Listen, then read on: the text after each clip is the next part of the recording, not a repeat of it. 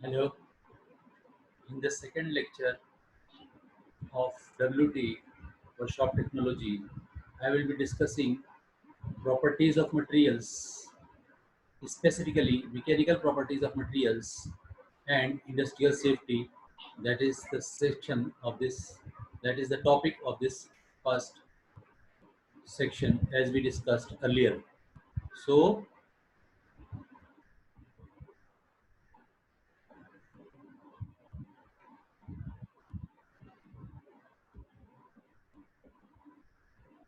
okay, so materials have many properties depending upon the types of study of the research.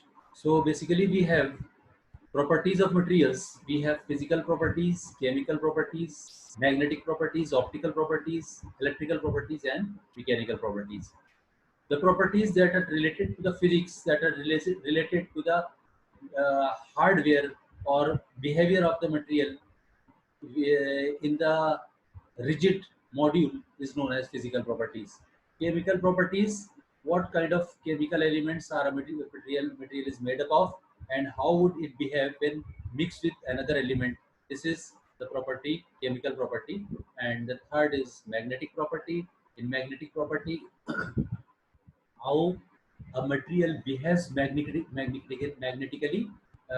what is the effect of magnetic and what are the magnetic lines, etc., magnetic force, etc. These are studied under magnetic properties. Optically, what a material behaves, what is the behavior of the material on the perception of the light when a light ray falls, or how would it pretend and what would how would this response is known as, is all these properties are studied under optical properties. Electrical properties, electrons are the basis of electricity, how electrons flow, what would be the nature, how much heat would be developed. All these properties are studied under electrical properties. Whereas mechanical properties are related to the characteristics and behavior of a material. So we are going to study mechanical properties and we will see what type of mechanical properties there are and how do they behave. So mechanical properties, there are 16 mechanical properties of a material basically. So these mechanical properties are elasticity, plasticity, ductility, malleability, brittleness, strength, stiffness, toughness and hardness. Elasticity, as we know that when the material is subjected to a load or subjected to a force, it deforms. It deforms.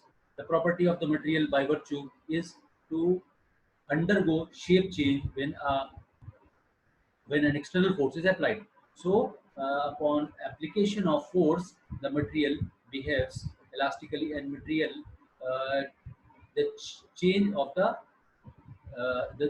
shape of the material changes.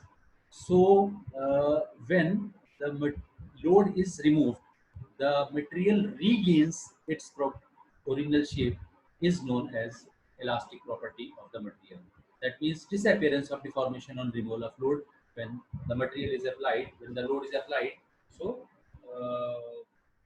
it undergoes shape change, but shape change is not permanent, and that basically removes or erases when the load is removed. Again, plasticity. Plasticity, as all of we know, plasticity is just opposite to the elasticity. That means plasticity is permanent deformation even after removal of the load. So when we apply pressure or load, the change shape of the material changes, and if this is permanent, the material is plastic. Otherwise, it is elastic material. So elasticity and plasticity are opposite to each other. And then comes to ductility. Ductility is the property by virtue it can be drawn into a wire. That means ductility is the permanent deformation along the length, along the axis of the material. So ductility is wire drawing ability or permanent deformation along the length is called ductility. Then also ability to withstand elongation under tension without rupture. Also ability to withstand elongation under tension without rupture. That means it does not break or it does not fracture, but it expands linearly is known as elasticity. Malleability, malleability means when a material is compressed, a force is applied, compressive compressive nature, the material expands in all the directions.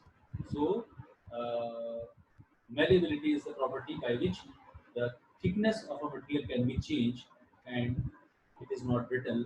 Otherwise, malleability is a property that lets the material flow in all the directions when a compressive force is applied.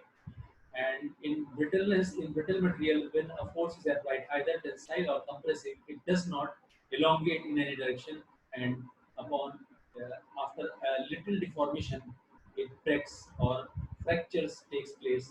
So this property is known as brittleness. Whereas malleability is expansion in all the directions when a compressive force is applied, and this malleability, this force, this property is utilized while making sheet metals and silver sheets and silver foil, aluminum foil, etc. Silver foil, chandi cover that we usually put on the mithai, expensive mithais, that is silver foil, and chandi cover normally we call it, and that is because of silver has high malleability and many times it is a compressive force is applied on it repetitively for 5 to 6 hours, then chandi cover or silver foil is made. And aluminum foil that we usually normally we use for wrapping the foodstuffs is also made because of malleability, because of malleable property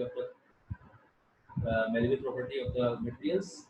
Brittleness is the property by which a material breaks by virtue and it does not elongate.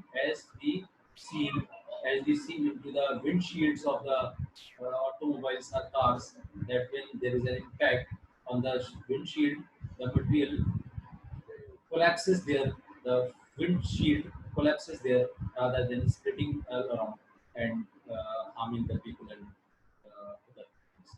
So, brittleness is the property by which it collapses or ruptures once the material is applied, once the force is applied. Strength, now these are the five properties that everybody is well acquainted with.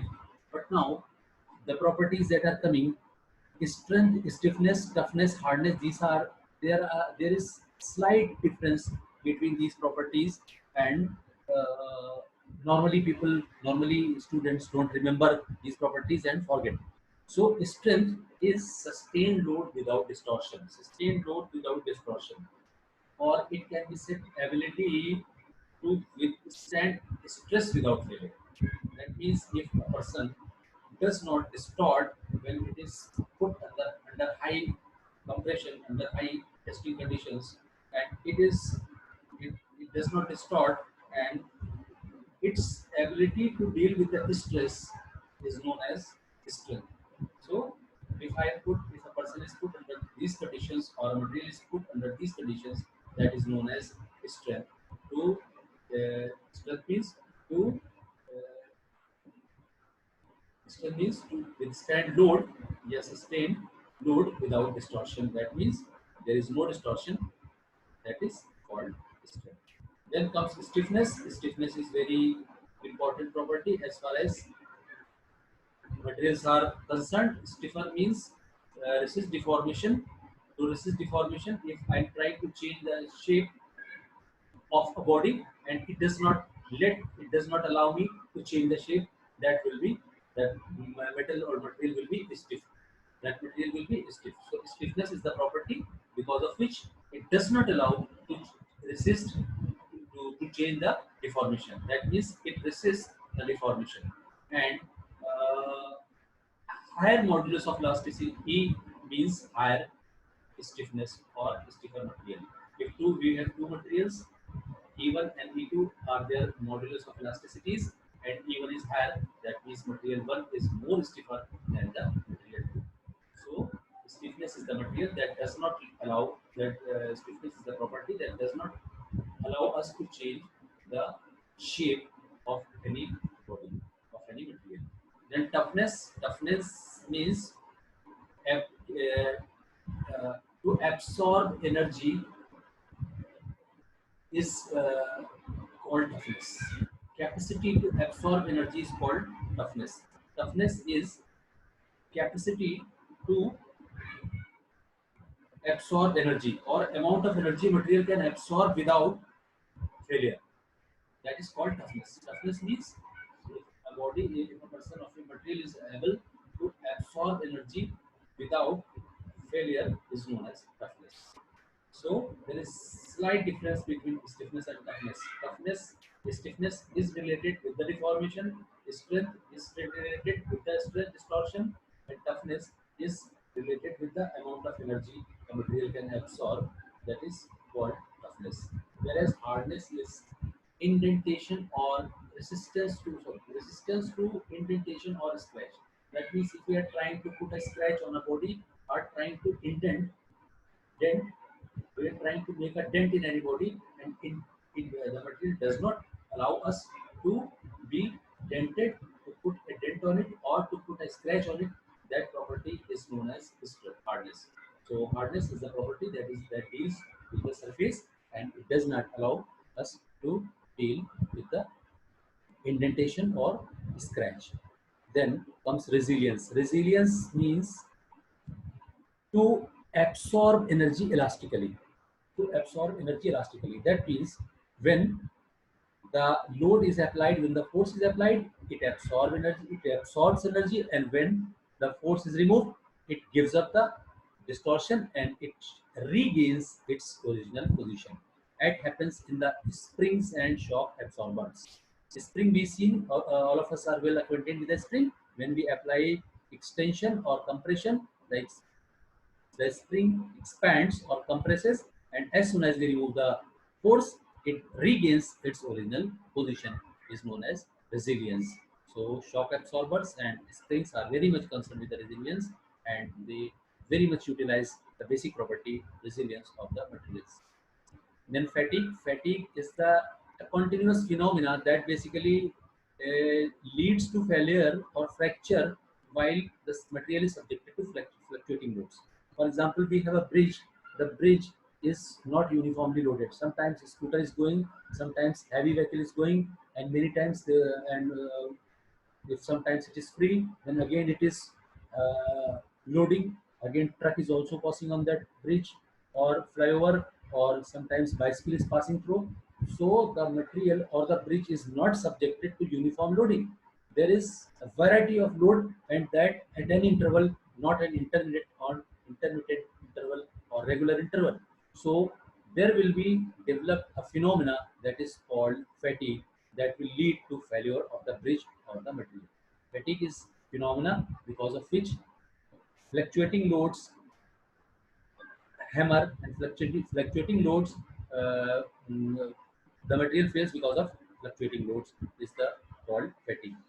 Creep is basically slow plastic deformation under constant stress at elevated temperature. For example, we have motor that is that we run motor that is associated with the pump that we are normally use, uh, elevating water to our overhead tanks, and at an elevated temperature it works for half an hour or 45 minutes, 60 minutes, depending on the capacity of the tank.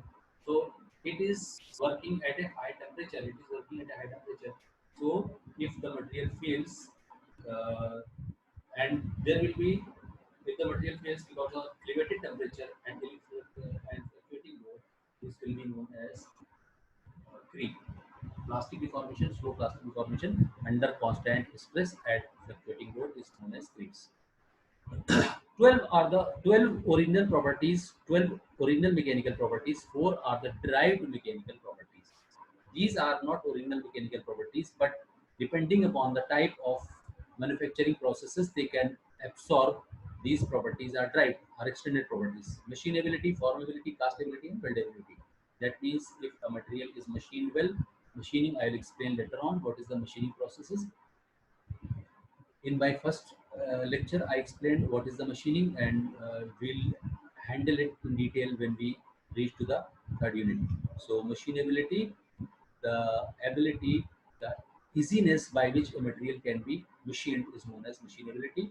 Formability, the ability of a material by which it can be formed, forming can be done. How much easiness is called formability.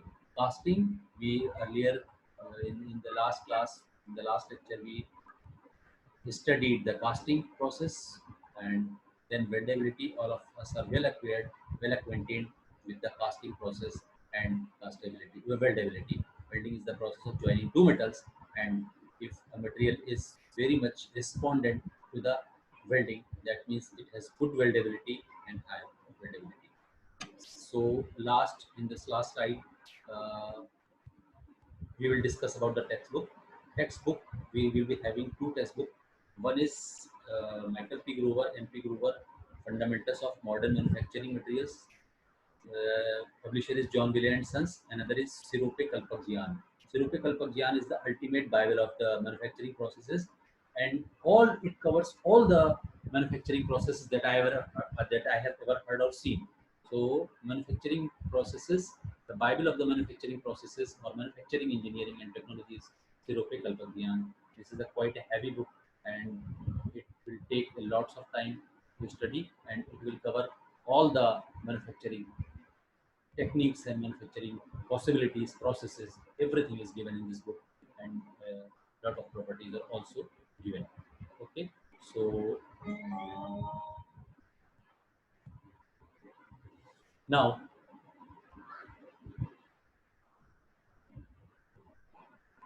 we will be coming to the next part. We will be coming to the next part of the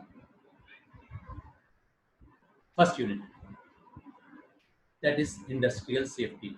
Industrial safety, in this portion we would be able to deal with the accidents, and what are the industrial accidents, how they take place, what are their categories, and what are the what are the factors that are involved with the accidents, and if we are well aware with the accidents, what are the reasons behind accidents. If we are well aware, then only we would be able to provide safety. So industrial safety depends upon the industrial accidents, like anything, like any other normal accident. If an accident occur or mishappening occur inside the industry, it is known as industrial accident. So mishap or disaster that result in injury or not injury. So that is an accident. Sometimes we are lucky, we are that we are safe enough, and many times we are not safe enough, and we feel and we face injuries. So because of accidents. So first thing is that we will study about the cost of accident. Cost of accidents. If a person or a worker is involved in accident, so what types of costing factors will take place. What are the costs that are involved? First is direct cost, then indirect cost. Direct cost means when the worker is accident worker is faces accidents, he has he will have to abstain from the work, so he will lose remunerations or wages because of this injury. And again, the compensation is to be paid by the management or by the industry that he is working in. And cost of medical care, because someone, if some worker or operator faces injury, he has to go to the to take the hospital medical facility, and this is all these are the direct cost of accident. Whereas indirect cost, in the indirect cost, replacement cost, machine damage, time lost. That means replacement cost. Another worker is applied, another worker is deputed to perform the job of that person who has met the accident, has to take care. So replacement cost, that new person is to be trained, and this will incur cost. Machine is damaged, time lost, and cost of delay in production, because when a worker meets accident, there will be a delay between the production. So these are the indirect costs that basically involved with the accident, replacement cost, machine damage, time loss, cost of delay, loss of productive time and quality, low morale or fear of accident among workers. Causes of accident, these are the basic causes, human causes because of human behavior or human factors. There may happen certain accidents like age and health of the operator is not suitable. Age means that means a person is old age or he's not fit for certain operation, or health is not good of the operation. Lack of experience, because many times newcomers or Nausicaa start operating machines, so that also leads to uh, accidents. Lack of interest, that if a worker is not doing his job with all the concentration and interest. Carelessness, again the same point, if a person is doing job carelessness, or a person is under fatigue, that is he is too tired to do the job, is too we can see that most in road cases that many accidents takes place because the driver does not take proper sleep and he is under fatigue. So this type of also accidents also occur in the industry. And then there are certain other factors like unnecessary exposure to risk, intoxication, alcohol, tobacco, family problems, etc. So these are the other factors that basically raises that are basically human causes. Then comes to technical causes: defective machines, inadequate safety devices, improper machine guards, improper material handling, wrong and faulty layout of plant, improper design of machine, broken safety guards, non-maintenance of machines and others, leaking acid valves, untested boilers and pressure vessels. And the third, apart from human reasons, technical causes, human causes, technical causes, and the third part is environmental factors. So environmental factors also cause in accidents like improper ventilation, presence of dust, fumes, etc., lack of ventilation, high noise level, defective and inadequate lighting arrangement, low, high temperature from the atmospheric temperature, high humidity, bad odor, etc. These are the environmental causes of environmental causes of accidents. Source of accidents, there are many sources like revolving shafts, spindle tools, etc. Some parts of are moving at high speed, so if they are not taken seriously they can cause accidents. Then moving parts, again tools and workpiece, they are also source of accident. Then protruding nails, that means if nails are uh, jumping outside the surface, sometimes in your chair or we see on the table there are certain nails that are outside the surface, protruding nails, that may cause accident. Then projections of nails, head, etc., extra part of nail or screw or bolt is outside the surface, that also may cause accident. And material handling equipment, cranes, etc., loose clothes sometimes are caught by the machines or crashed in between the machines, also cause accident. And exposure to chemicals, sometimes there are chemicals that are highly harmful and that may cause accidents. So these are the sources of accidents. So safety measures while we design, first we design safety measures by design. That means when we design an industrial layout or industrial plant, we feed the safety factors into the design of the industrial plant. That means no machine is uh, open, or there are least chance there are little interaction between machines and humans. So that are the safety measures that are inbuilt at the time of designing of layout, etc. So safety measure while working on machine. So these are the safety measures that one has to take care. In moving parts, one has to take care while operating machines, while handling sharp objects, tools, etc. One has to take care. So uh, these safety measures are listed here.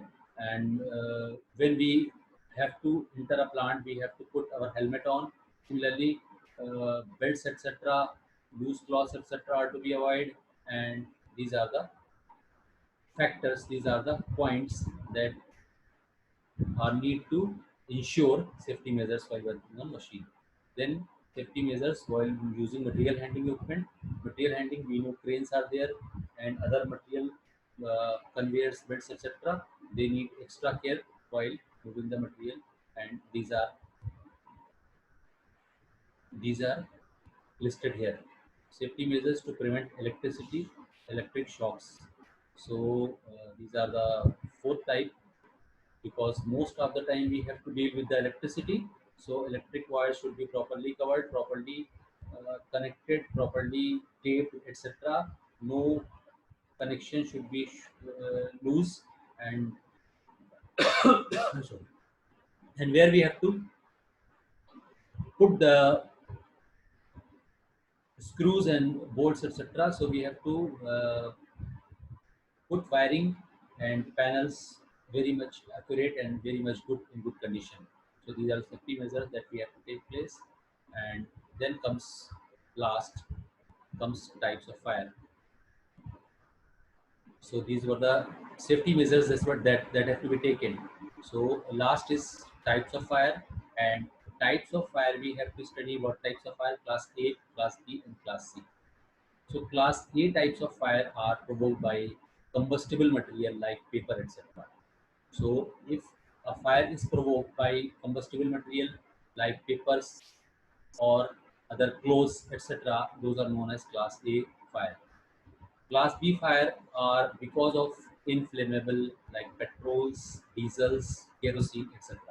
Class C fire are caused by the electrical circuits. So class A type fire can be prevented by water-filled extinguisher. Fire,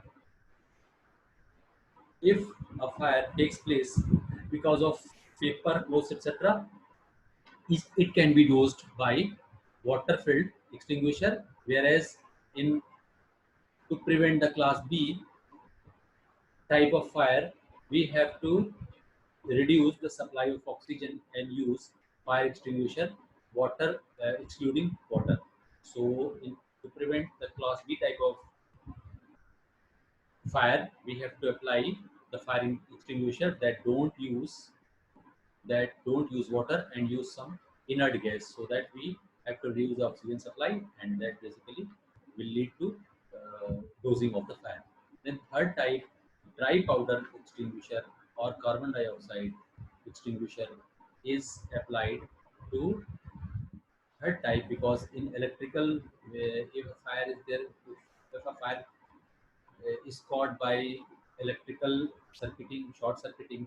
So there are chances that the person who is dosing the fire can also face the shock. So he cannot put water on it because of water has high conductivity. So that type of fire because of electrical circuit is prevented by carbon dioxide extinguishers. Safety measures by construction, by design, by ergonomics, and by guards. These are the four type of safety measures. And then first aid. What are the first aids? Some bandages, roll bandages, and some eye drops, plasters. These are the first bandage. KMNO4. Similarly, 2% aquaric solution. These are the parts of safety kit or accident kit or first aid kit that basically is kept in industries in everywhere and driving, etc. So these are the first aid kit that should be kept in industries, etc. So this was all about the part of the first unit, and